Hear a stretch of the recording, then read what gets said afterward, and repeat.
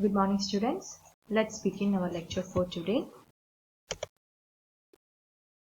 First is Dr. Johnson's Dictionary.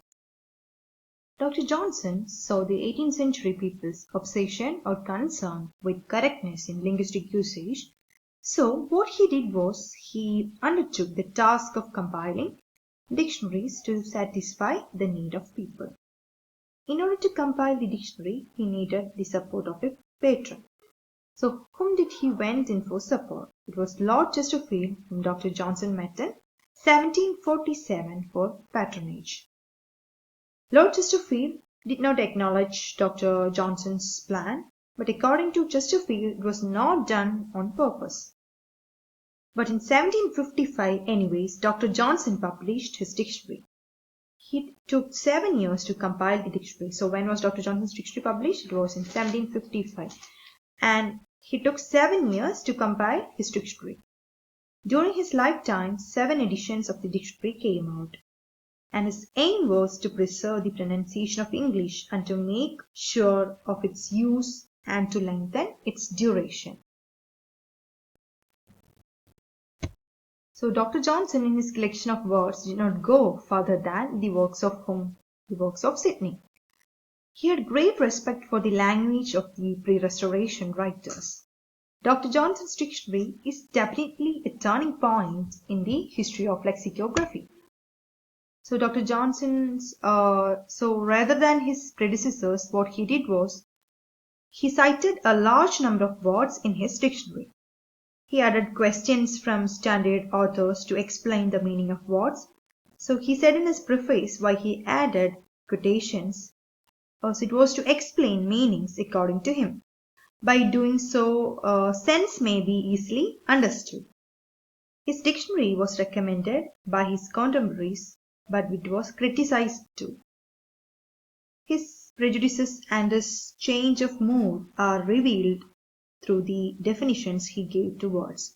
For instance, his definition of odds as a grain, which in England is generally given to horses. But in Scotland, the same odds is used to support the people. But for the successive lexicographers, he has continued to be a source of inspiration. Next is the Oxford English Dictionary. By 1850, scholars felt the limitations of existing dictionaries. So by 1850, scholars felt the constraints or limitations of the dictionaries that were present during their times. In 1857, the Philological Society resolved to set up a committee to collect the words that were not found in the existing dictionaries with a view to publishing a supplement. The words that were not found in the dictionaries of the 1850s were collected so that a supplement could be published, and this happened in 1857, so that the Philological Society decided to set up a committee. In 1859, the proposal for a new English dictionary was issued by the Philological Society. So the Philological Society issued or announced the proposal for a new English dictionary, and when was it? So it happened in 1859.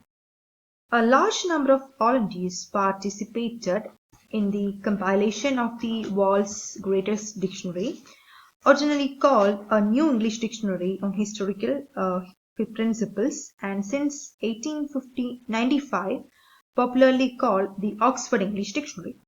So there were people who were ready to volunteer in order to prepare the world's greatest dictionary, which was originally called as a New English Dictionary on Historical Principles, which is the Oxford English Dictionary, and it was since 1895 the dictionary was popularly called as the Oxford English Dictionary. The final section of the dictionary was published in 1928, 70 years after the resolution was passed at the Philological Society. It was after 70 years the resolution or the official decision was made at the Philological Society that the final section of the dictionary was published in 1895.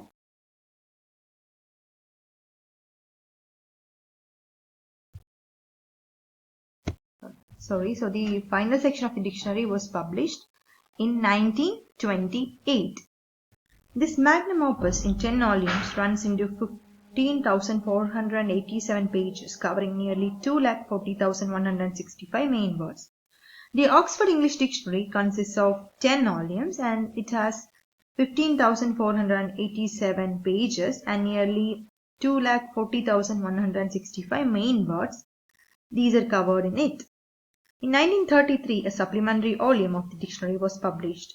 So an additional volume was published in 1933.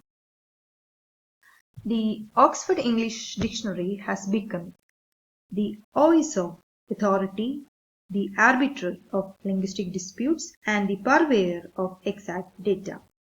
This dictionary has become the voice of authority, that is, those in power. Linguistic disagreements were solved using it, and it provides exact data. Almost all the modern dictionaries in English are based on this. So, most of the modern dictionaries uses the Oxford Dictionary as a model, or we could say that these modern dictionaries are based on it. So, this is all for today. Thank you.